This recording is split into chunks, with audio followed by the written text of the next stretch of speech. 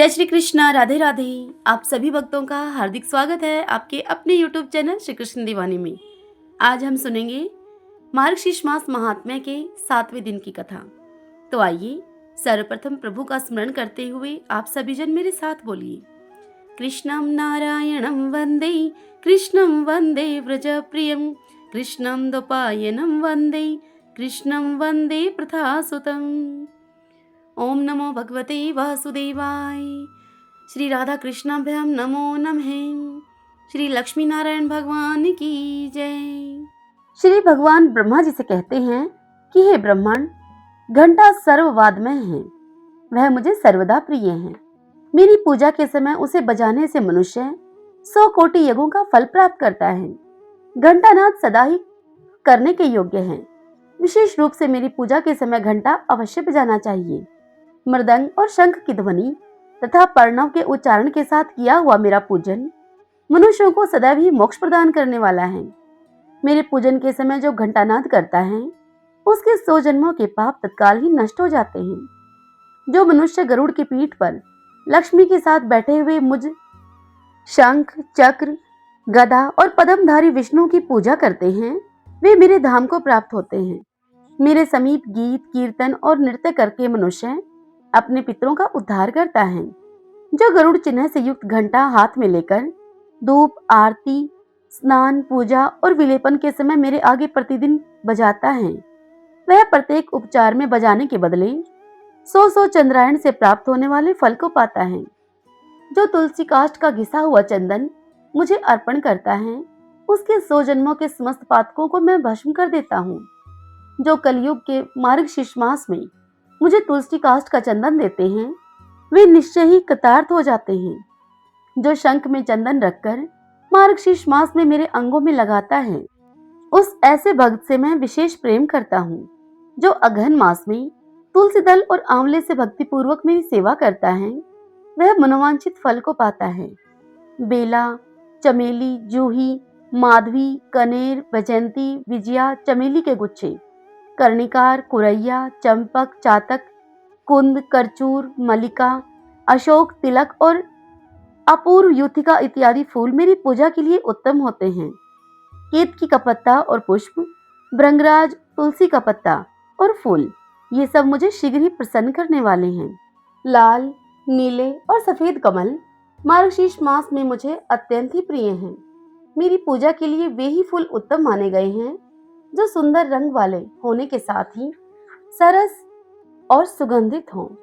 बिल्वपत्र, शमी पत्र, भृंगराज पत्र और आमल की पत्र अर्थात आंवला के वृक्ष के पत्ते, ये मेरे पूजन के लिए शुभ हैं। वन अथवा पर्वत में उत्पन्न होने वाले फूल और पत्र यदि तुरंत के तोड़े हुए छिद्र रहित और कीट वर्जित हों, तो उन्हें जल से धोकर उनके द्वारा मेरी पूजा करनी चाहिए। बगीचे में खिलने वाले फूलों से भी मेरी पूजा की जा सकती है। जिन वृक्षों के फूल मेरी पूजा के लिए उत्तम माने गए हैं, उनके पत्ते भी उत्तम हैं। फूलों और पत्तों के अभाव में उनके फल भी चढ़ाए जा सकते हैं। इन पत्तों, फूलों और फलों से जो अगहन मास में मेरी पूजा करता है, उस पर प्रसन्न होकर मैं अपनी भक्ति उसे दे देता हूँ। हरि ओम तत्सत। ओम नमो नारायण। ओम नमो नारायण। राजा सुयज्ञ ने मुनीश्वर से पूछा कि हे मुनीश्वर, सभी काल से भयभीत रहते हैं, तो उनका आधार कहाँ है? काल की माया कितनी है? शूद्र विराट की आयु कितने काल की है? ब्रह्मा, प्रकृति, मनु, इंद्र, चंद्रमा, सूर्य और अन्य प्राकृत जनों की परमायु क्या है?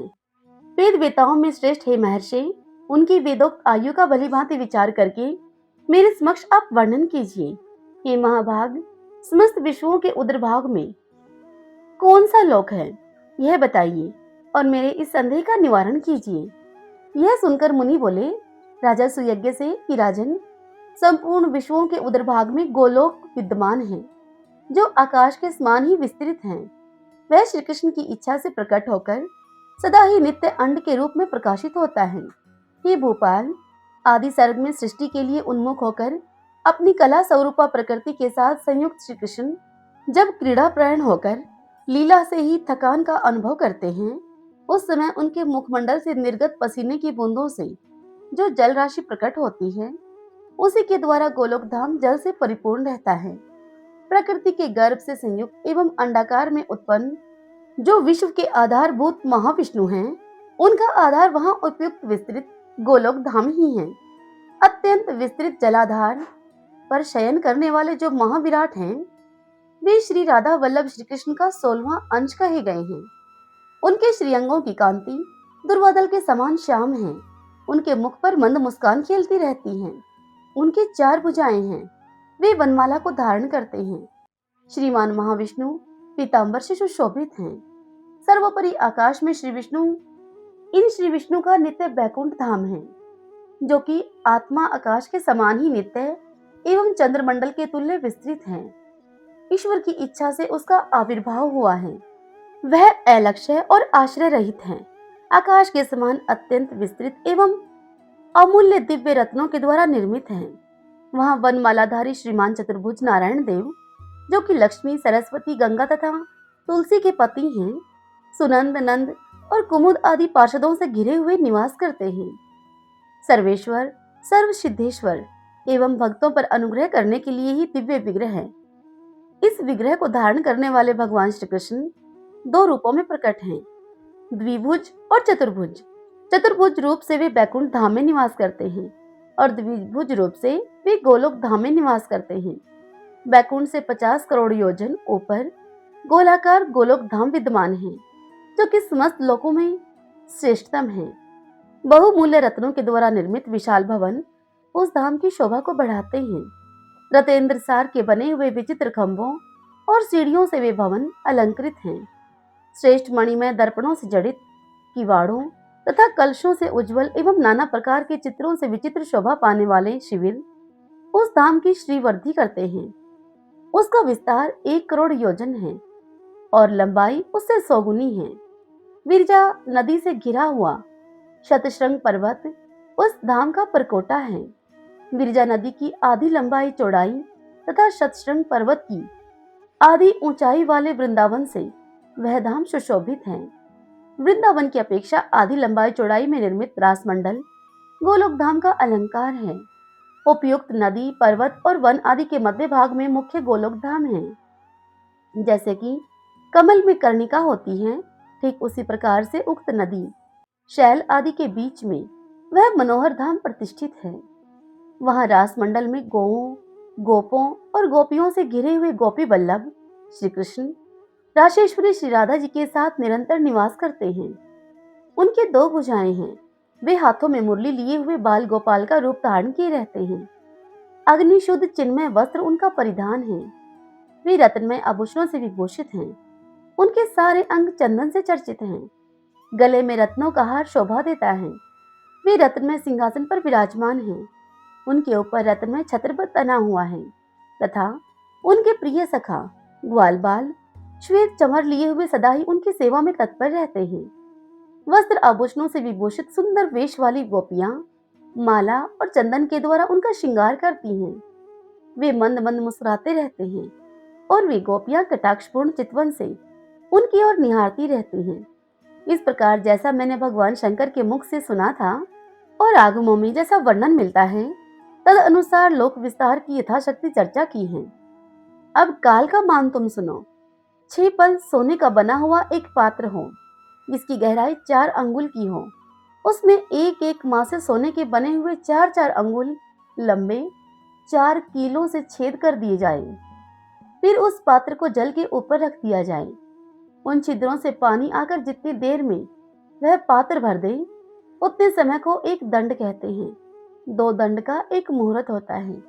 4 मुहूर्तों का एक पहर होता है। 8 पहरों से एक दिन रात की पूर्ति होती है। 15 दिन को एक पक्ष कहते हैं।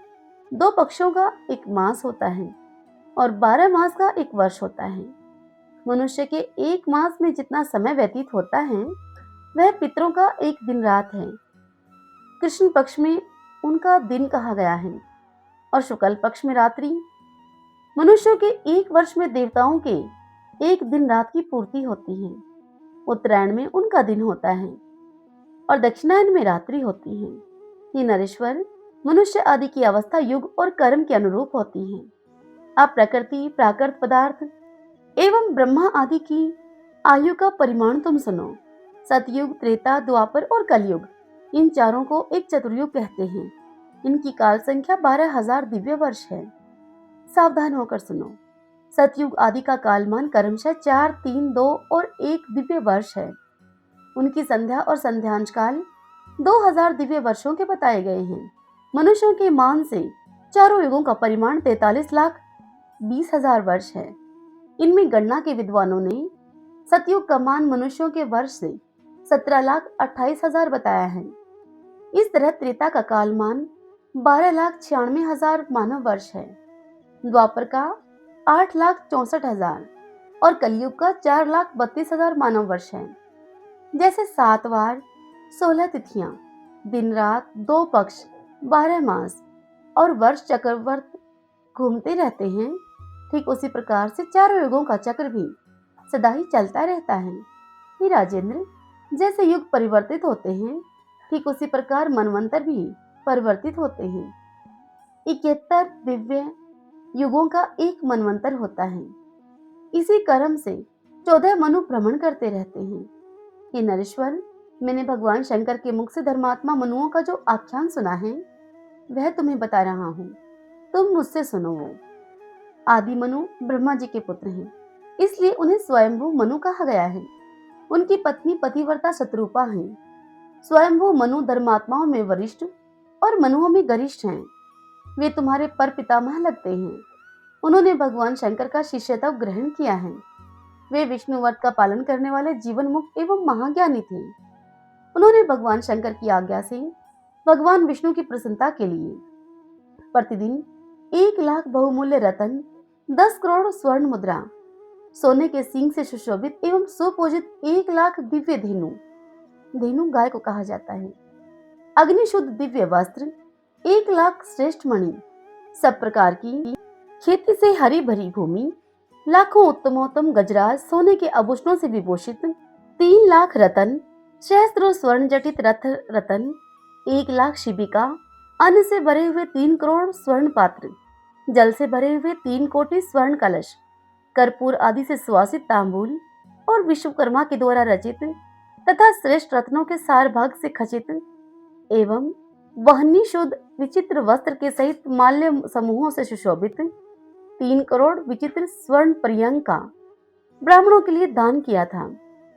भगवान शंकर से परम दुर्लभ ज्ञान, श्री कृष्ण का मंत्र तथा श्री हरि का दास्य भाव प्राप्त करके वे गोलोक को चले गए थे।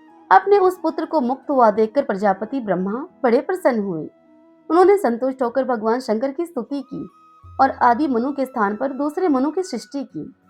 वे भी स्वयंभू के पुत्र होने के कारण स्वयंभू मनु कहलाए। दूसरे मनु का नाम स्वारोचिस है। वे अग्निदेव के पुत्र हैं। राजा स्वारोचिस भी स्वयंभू मनु के समान ही महान धार्मिक और दानी रहे हैं। 2 अन्य मनु राजा प्रियव्रत के पुत्र तथा धर्मात्माओं में श्रेष्ठ हैं। उनके नाम हैं तापस और उत्तम। दोनों ही वैष्णव हैं तथा क्रमशः तीसरे और चौथे मनु के पद पर प्रतिष्ठित हैं। वे दोनों भी भगवान शंकर के शिष्य हैं तथा श्री कृष्ण की भक्ति में तत्पर रहते हैं। धर्मात्माओं में श्रेष्ठ रैवत 5वें मनु हैं। चाक्षुष को छठा मनु जानना चाहिए। वे भी विष्णु भक्ति में तत्पर रहने वाले हैं। सूर्यपुत्र श्राद्ध देव जो विष्णु के भक्त हैं, 7वें मनु कहे गए हैं। सूर्य के दूसरे वैष्णव पुत्र सावर्णी 8वें मनु हैं। विष्णु वर्तपरायण दक्ष सावर्णी 9वें मनु हैं। ब्रह्म ज्ञान विशारद ब्रह्मा सावर्णी 10वें मनु हैं। 11वें मनु का नाम है धर्म सावर्णी। वे धर्मनिष्ठ, वरिष्ठ तथा सदा ही वैष्णवों के व्रत का पालन करने वाले हैं। ज्ञानी रुद्र सावर्णी 12वें मनु हैं तथा धर्मात्मा देव सावर्णी को 13वां मनु कहा गया है। महाज्ञानी चंद्र सावर्णी 14वें मनु हैं। मनुओं की जितनी आयु होती है उतनी ही इंद्रों की भी होती है। ब्रह्मा का एक दिन 14 इंद्रों से अविच्छिन्न कहा जाता है। जितना बड़ा उनका दिन होता है उतनी ही बड़ी उनकी रात्रि भी होती है। ये नरेश्वर, उसे ब्राह्मी निशा के नाम से जानना चाहिए। उसी को वेदों में काल रात्रि कहा गया है। ये राजन, ब्रह्मा का एक दिन एक छोटा सा कल्प माना गया है। महातपस्वी मार्कंडे ऐसे ही कल्पों में 7 कल्प तक जीवित रहते हैं। ब्रह्मा का एक दिन बीतने पर ब्रह्मलोक से नीचे के सारे लोग प्रलय अग्नि से जलकर भस्म हो जाते हैं। वह अग्नि सहसा संकर्षण अर्थात शेषनाग के मुख से प्रकट होती है। उस समय चंद्रमा, सूर्य और ब्रह्मा जी के पुत्रगण निश्चय ही ब्रह्मलोक में चले जाते हैं। जब ब्रह्मा की रात बीत जाती है तब वे पुनः सृष्टि का कार्य प्रारंभ करते हैं। ब्रह्मा की रात्रि में जो लोगों का संहार होता है उसे शूद्र प्रलय कहते हैं। उसमें देवता, मनु और मनुष्य आदि दग्ध हो जाते हैं। इस प्रकार जब ब्रह्मा के 30 दिन और रात व्यतीत हो जाते हैं तब उनका एक मास पूरा होता है। वैसे ही 12 महीनों का उनका एक वर्ष होता है। इस प्रकार ब्रह्मा के 15 दिन व्यतीत होने पर एक प्रलय होता है जिसे वेदों में धननंदिनी प्रलय कहा गया है। प्राचीन वेदज्ञों ने उसी को मोहरात्रि की संज्ञा दी है।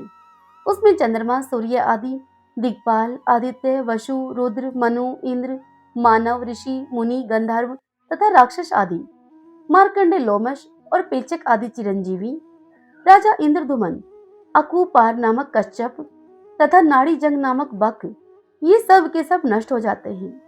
ब्रह्मलोक के नीचे के सब लोक तथा नागों के स्थान भी विनाश को प्राप्त हो जाते हैं। ऐसे समय में ब्रह्मापुत्र आदि सब लोग ब्रह्मलोक में चले जाते हैं। धननंदिनी प्रलय व्यतीत होने पर ब्रह्मा जी पुनः लोकों की सृष्टि आरंभ करते हैं। इस प्रकार 100 वर्षों तक ब्रह्मा की आयु पूरी होती है। तदंतर ब्रह्मा जी की आयु पूर्ण होने पर एक कल्प पूरा हो जाता है। उस समय जो महाप्रलय आता है उसी को पुरातन महर्षियों ने महारात्रि कहा है। ब्रह्मा जी की आयु पूरी होने पर ब्रह्मांड समूह जल में डूब जाता है। वेद माता सावित्री, वेद और धर्म आदि सभी के सब तिरोहित हो जाते हैं। मृत्यु का भी विनाश हो जाता है, परंतु देवी प्रकृति और भगवान शिव का नाश नहीं होता। विश्व के वैष्णवगण भगवान नारायण में लीन हो जाते हैं। संहारकारी काल अग्नि रुद्र समस्त रुद्रगणों के साथ मृत्युंजय महादेव में लीन हो जाते हैं। उनके साथ ही तमोगुण का भी लय हो जाता है। तदंतर प्रकृति की एक पलक गिरती है, साथ ही नारायण, शिव और महाविष्णु की भी पलक गिरती है। ये नरेश्वर निमेष के अंत में अर्थात पलक उठने पर श्री कृष्ण की इच्छा से पुनः सृष्टि का आरंभ होता है। श्री कृष्ण निमेष से रहित हैं, उनकी पलक नहीं गिरती क्योंकि वे प्रकृति से परे तथा प्राकृतिक गुणों से रहित हैं। जो सगुण हैं उन्हीं के निमेष होता है। वह निमेष काल संख्यात्मक अवस्था से सीमित होता है। जो नित्य, निर्गुण, अनादि और अनंत हैं उनके निमेष कहाँ भला। जब प्रकृति की 1 सहस्त्र बार पलकें गिर जाती हैं तब उसका एक दंड पूरा होता है।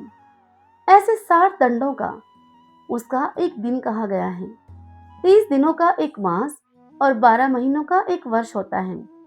ऐसे 100 वर्ष बीत जाने पर प्रकृति का श्री कृष्ण में लय होता है।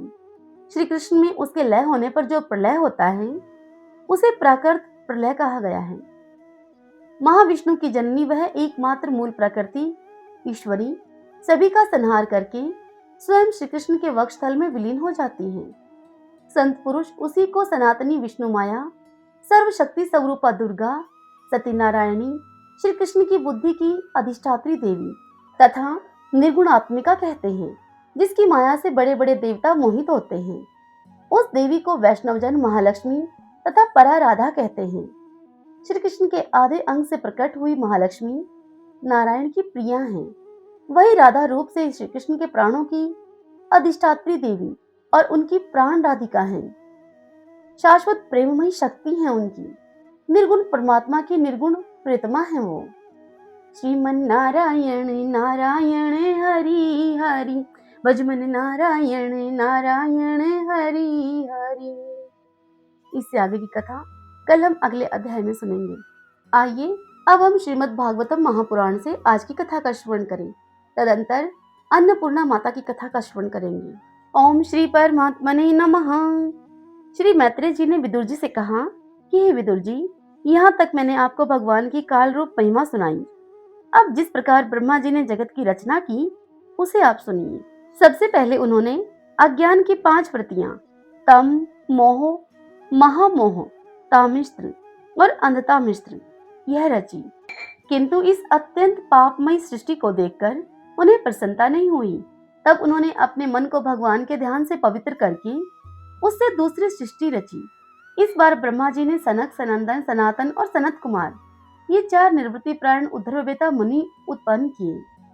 अपने इन पुत्रों से ब्रह्मा जी ने कहा कि हे पुत्रों, तुम लोग सृष्टि उत्पन्न करो। किंतु वे जन्म से ही मोक्ष मार्ग का अनुसरण करने वाले और भगवान के ध्यान में तत्पर थे। इसीलिए उन्होंने ब्रह्मा जी के उन 4 पुत्रों ने ऐसा करना नहीं चाहा। जब ब्रह्मा जी ने देखा कि मेरी आज्ञा न मानकर मेरे ये पुत्र मेरा तिरस्कार कर रहे हैं, तब उन्हें असह्य क्रोध उत्पन्न हुआ। उन्होंने उसे रोकने का प्रयत्न किया, किंतु बुद्धि के द्वारा उनके बहुत रोकने पर भी वह क्रोध तत्काल ही प्रजापति की बहुओं के बीच में से एक नीले और लाल रंग के बालक के रूप में प्रकट हो गया। वे देवताओं के पूर्वज भगवान भाव अर्थात भगवान रुद्र रो रो कर कहने लगे कि हे जगत पिता, हे विधाता, मेरे नाम और रहने के स्थान मुझे बताइए। तब कमल योनि भगवान ब्रह्मा ने उस बालक की प्रार्थना पूर्ण करने के लिए मधुर वाणी में उससे कहा कि तुम रो मत, मैं तुम्हारी इच्छा को अभी पूर्ण किए देता हूँ। हे देवश्रेष्ठ, तुम जन्म लेते ही बालक के समान फूट फूट कर रोने लगे, इसीलिए प्रजा तुम्हें रुद्र के नाम से पुकारेगी।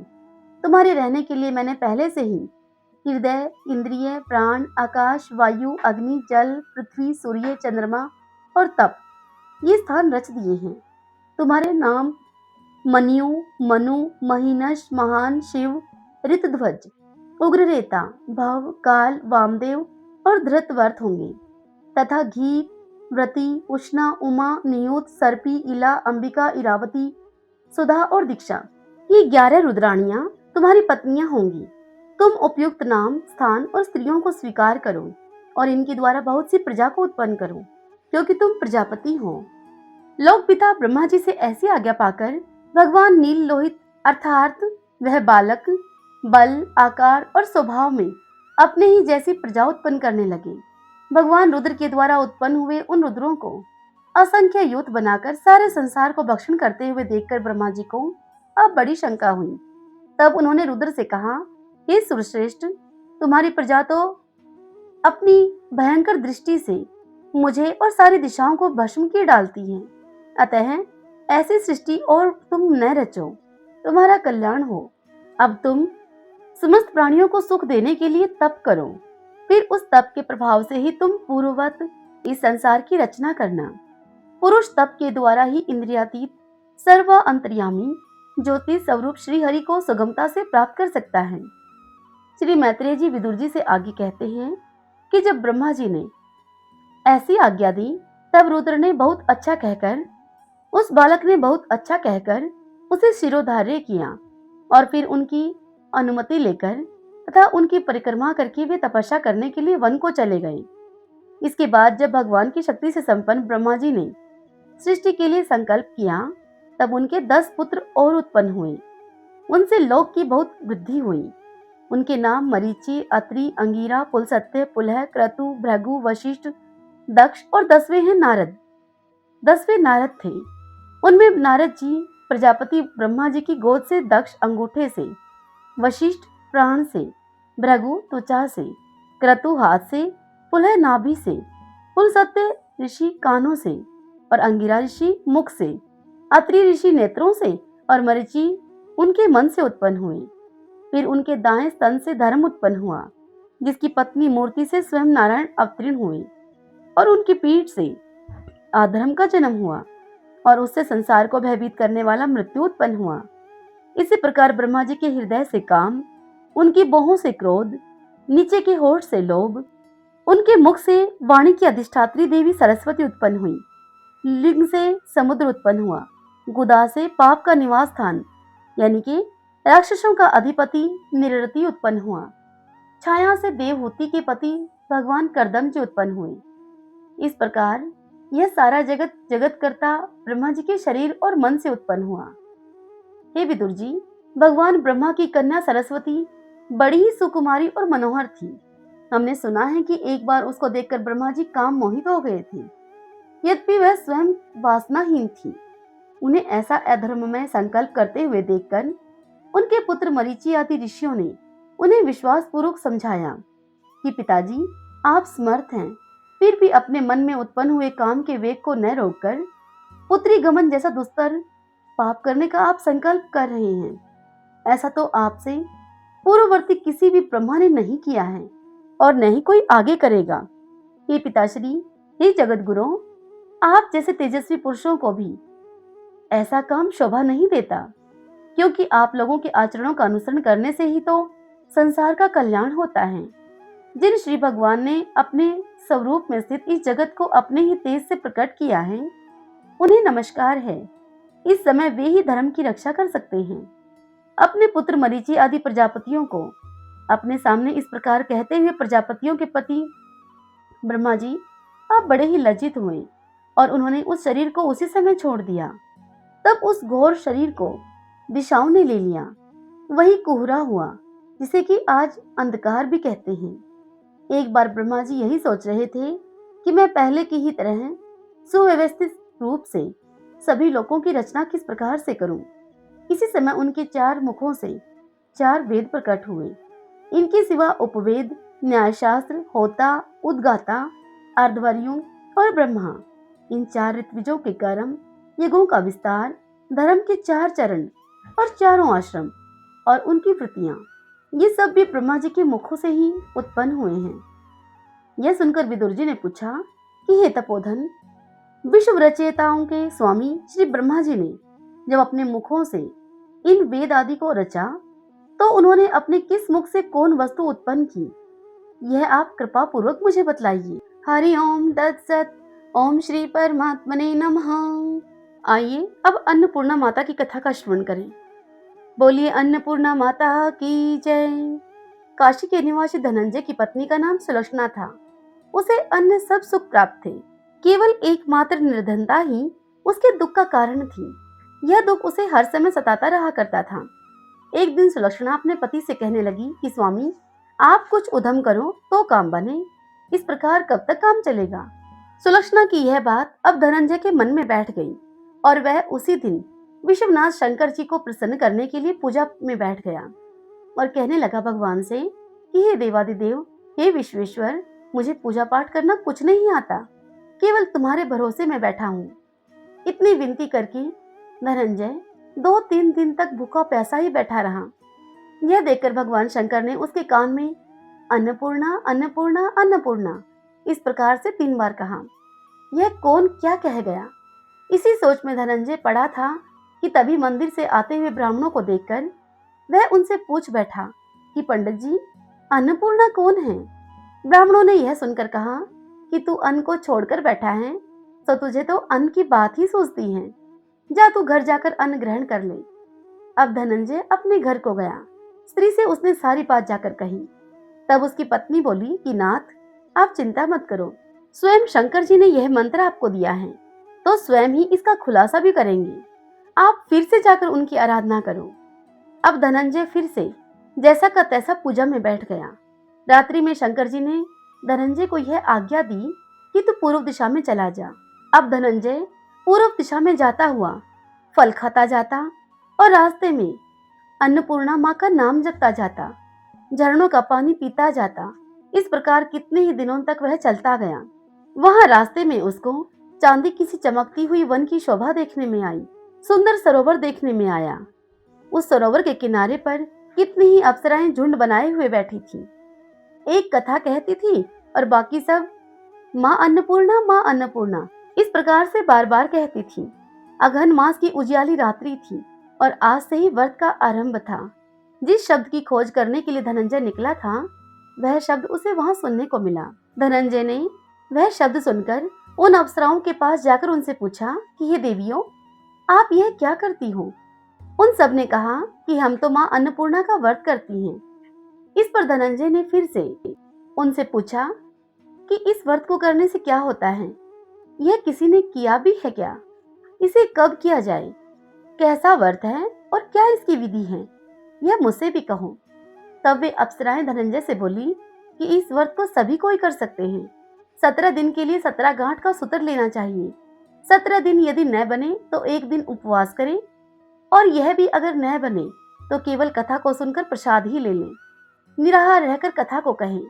कथा सुनने वाला कोई न मिले तो पीपल के पत्ते को रखकर सुपारी या गुआर पाठा वृक्ष के सामने करके दीपक को साक्षी बनाकर गाय, सूर्य, तुलसी या महादेव जी को बिना कथा सुनाए मुख में दाना भी न डालें। यदि भूल से भी कुछ यदि मुख में चला जाए, कुछ खा लिया जाए, तो एक दिवस फिर से उपवास करें।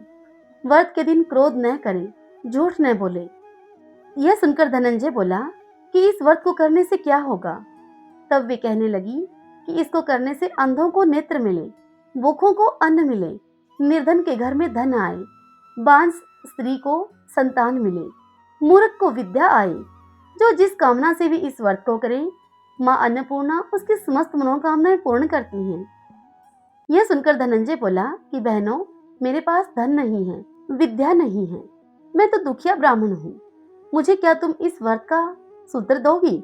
यह सुनकर अप्सराएं बोली कि हाँ भाई, तेरा कल्याण हो, तुझे देंगी हम सूत्र, ले इस व्रत का मंगल सूत्र ले। धनंजय ने अब व्रत किया। व्रत पूरा हुआ तभी सरोवर में से 21 खंड की स्वर्ण सीढ़ी हीरा मोतियों से जड़ी हुई प्रकट हो गई। धनंजय जय अन्नपूर्णा, जय अन्नपूर्णा इस प्रकार कहता जाता था। इस प्रकार कितनी ही सीढ़ियां वह उतर गया तो आगे वह क्या देखता है कि करोड़ों सूर्यों के समान प्रकाशमान माँ अन्नपूर्णा का मंदिर है। उसके सामने स्वर्ण सिंहासन पर माँ अन्नपूर्णा विराजमान है। सामने भिक्षा हेतु शंकर भगवान खड़े हैं। देवांगनाएं चंवर डुलाती हैं। कितनी ही देवांगनाएं हाथ बांधे पहरा देती हैं। धनंजय दौड़कर कहने लगा कि माता, आप तो अंतर्यामिनी हो, आपको अपनी दशा क्या बताऊं मैं। तब माता बोली कि तूने मेरा व्रत किया है, जा तेरा संसार सत्कार करेगा। माता ने धनंजय की जीवा पर बीज मंत्र लिख दिया। अब तो उस धनंजय के रोम रोम में विद्या प्रकट हो गई। इतने में ही वह धनंजय क्या देखता है कि वह काशी विश्वनाथ के मंदिर में खड़ा है। माँ का वरदान लेकर धनंजय अब अपने घर को आया और घर आकर अपनी पत्नी सुलक्षणा से उसने सारी बात बताई कि माताजी की कृपा से उसके घर में संपत्ति उमड़ने लगी। अब छोटा सा घर बहुत बड़ा गिना जाने लगा। जैसे शहद के छत्ते में मक्खियां जमा होती हैं, ठीक उसी प्रकार अनेक संगी संबंधी अब आकर धनंजय की बड़ाई करने लगे। कहने लगे कि इतना धन और इतना बड़ा घर, सुंदर संतान नहीं तो इस कमाई का भला कौन भोग करेगा। सुलक्षणा के संतान नहीं है, इसलिए धनंजय तुम अब दूसरा विवाह करो। अनिच्छा होते हुए भी धनंजय को दूसरा विवाह करना पड़ा और सती सुलक्षणा को सौतन का दुख उठाना पड़ा। इस प्रकार दिन बीतते गए। फिर अघन मास आया। नए बंधन से बंधे पति को सुलक्षणा ने कहलवाया कि व्रत के प्रभाव से हम सुखी हुए हैं, इस कारण से यह व्रत छोड़ना नहीं चाहिए हमें। यह माताजी का ही प्रताप है जो हम इतने संपन्न और सुखी हैं। अब सुलक्षणा की बात को सुनकर धनंजय अब सुलक्षणा के घर गया और व्रत में बैठ गया। नई बहू को इस व्रत की कोई खबर नहीं थी। वह धनंजय के आने की राह देखती रही। अब दिन बीतते गए और व्रत पूर्ण होने में 3 दिन बाकी थे कि नई बहू को खबर पड़ी कि उसके मन में तो अब ईर्ष्या की ज्वाला दहकने लगी। सुलक्षणा के घर आ पहुंची वह और वहां आकर झगड़ा मचा दिया उसने। वह धनंजय को अपने साथ वापस ले गई। नए घर में नई बहू के साथ धनंजय को थोड़ी देर के लिए निंद्रा ने आ दबाया। इसी समय नई बहू ने उसका व्रत का सूत्र तोड़कर जलती हुई आग में झोंक दिया। अब तो माताजी का कोप जाग गया। घर में अकस्मात आग लग गई। सभी कुछ जलकर खाक हो गया। सुलक्षणा यह समझ गई और पति को अपने घर वापस ले आई। नई बहू रूठकर पिता के घर जा बैठी। संसार में 2 जीव थे, उनमें से भी एक ही रह गया। पति को परमेश्वर मानने वाली सुलक्षणा बोली कि नाथ, आप घबराना नहीं, माता की कला अलौकिक है। पुत्र कुपुत्र हो जाता है किंतु माता को माता नहीं होती। अब आप श्रद्धा और भक्ति पूर्वक आराधना शुरू करो, वे जरूर हमारा कल्याण करेंगी। धनंजय फिर से माता अन्नपूर्णा के पीछे पड़ गया। फिर वही सरोवर सीढ़ी प्रकट हुई। उसमें धनंजय अन्नपूर्णा माँ इस प्रकार कहता हुआ उतरता चला गया। वहां जाकर माताजी के चरणों में धनंजय अब रोने लगा। माताजी प्रसन्न होकर धनंजय पर बोली कि धनंजय, यह मेरी स्वर्ण की मूर्ति है, यह ले, इसकी पूजा करना, तू फिर से सुखी हो जाएगा। तू जा, तुझे मेरा आशीर्वाद है। तेरी स्त्री सुलक्षणा ने श्रद्धा से मेरा व्रत किया है, मैंने उसे पुत्र दिया है। धनंजय ने जब आंखें खोली तो वह खुद को काशी विश्वनाथ जी के मंदिर में खड़ा पाता है। वहां से फिर उसी प्रकार वह अपने घर को आया। इधर सुलक्षणा के दिन चढ़े और महीने पूरे होते ही एक पुत्र का जन्म हुआ। गांव में आश्चर्य की लहर दौड़ गई, मान्यताएं आने लगी। इस प्रकार गांव के निसंतान सेठ के पुत्र होने से उसने अन्नपूर्णा माता का सुंदर मंदिर बनवा दिया। उसने माताजी धूमधाम से पधारी, यज्ञ किया और धनंजय को मंदिर के आचार्य का पद दे दिया। जीविका के लिए मंदिर की दक्षिणा और रहने के लिए बड़ा सुंदर सा घर बनवा दिया। धनंजय अपनी स्त्री और पुत्र के सहित वहां पर रहने लगा। माताजी की चढ़ोतरी में भरपूर आमदनी होने लगी। उधर नई बहू के पिता के घर डाका पड़ गया, सब कुछ लुट गया। वे भीख मांगकर अब पेट भरने लगे।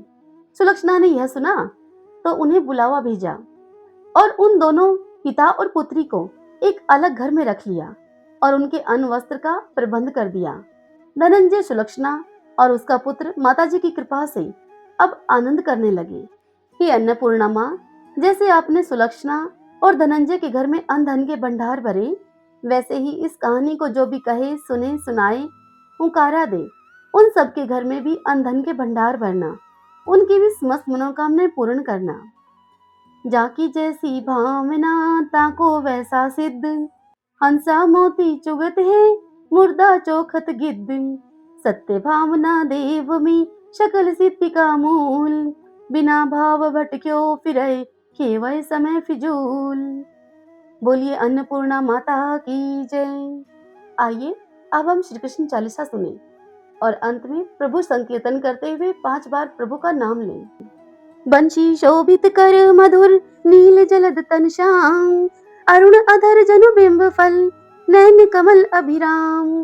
पूर्ण इंद्र अरविंद मुख पीतांबर शुभ साज, जय मनमोहन मदन छवि कृष्ण चंद्र महाराज। जय यदुनंदन जय जगवंदन, जय वसुदेव देवकी नंदन, जय यशोदा सुत नंद दुलारे, जय प्रभु भक्तन के दृगतारे। जय नट नागर नाग नथैया, कृष्ण कन्हैया धेनु चरैया। पुनि नख पर प्रभु गिरवर धारो, आओ दीनन कष्ट निवारो। बंसी मधुर अधर ठर टेरो, होवे पूर्ण विनय यह मीरो। आओ हरि पुनि माखन चाखो, आज लाज भारत की राखो। गोल कपोल चिबुक अरुणारे, मृदु मुस्कान मोहिनी डारे। रंजित राजीव नयन विशाला, मोर मुकुट वैजयंती माला। कुंडल श्रवण पीत पट आछे, कटि किंकणी काछनी काछे। नील जलज सुंदर तनु सोहे, छबि लखी सुर नर मुनि मन मोहे। मस्तक तिलक अलक घुंघराले, आओ कृष्ण बांसुरी वाले। करि पय पान पुत नहीं तार्यो, अका बका कागा सुर मार्यो। मधुवन जलत अग्नि जब ज्वाला, भय शीतल लख तहि नंद लाला। सुरपति जब ब्रज चढ़यो रिसाई, मूसर धार वारि बरसाई। लगत लगत ब्रज चहन बहायो, गोवर्धन नख धारी बचायो। रखी यशोदा मन भ्रम अधिकाई, मुख महचोद भवन दिखाई।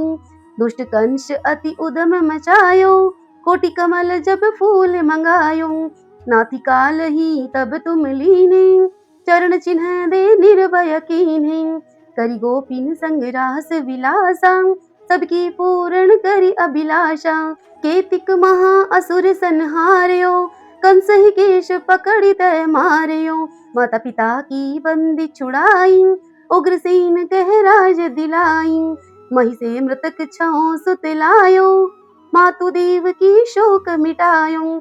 भौमासुर मुर दैत्य सहारी, लाए 68 सहस कुमारी। दैवी मही तृण चीर सहारा, जरा सिंधु राक्षस कह मारा। असुर बकासुर आदिक मार्यो, भक्तन के तब कष्ट निवार्यो। दीन सुदामा के दुख टार्यो, तंदुल 3 मुट्ठी मुख डार्यो। प्रेम की साग विदुर घर मांगे, दुर्योधन के मेवा त्यागे। लखी प्रेम की महिमा भारी, ऐसे श्याम दीन हितकारी। भारत के पारथ रथ हाके, लिए चक्र कर नहीं बल थाके। निज गीता के ज्ञान सुनाए, भक्तन हृदय सुधा वर्षाई। मीरा थी ऐसी मत वाली, विष पी गई बजा करके ताली। राणा भेजा सांप पिटारी, 40 ग्राम बनी बनवारी। निज माया तुम विदहि दिखायो, उरते संशय शकल मिटायो।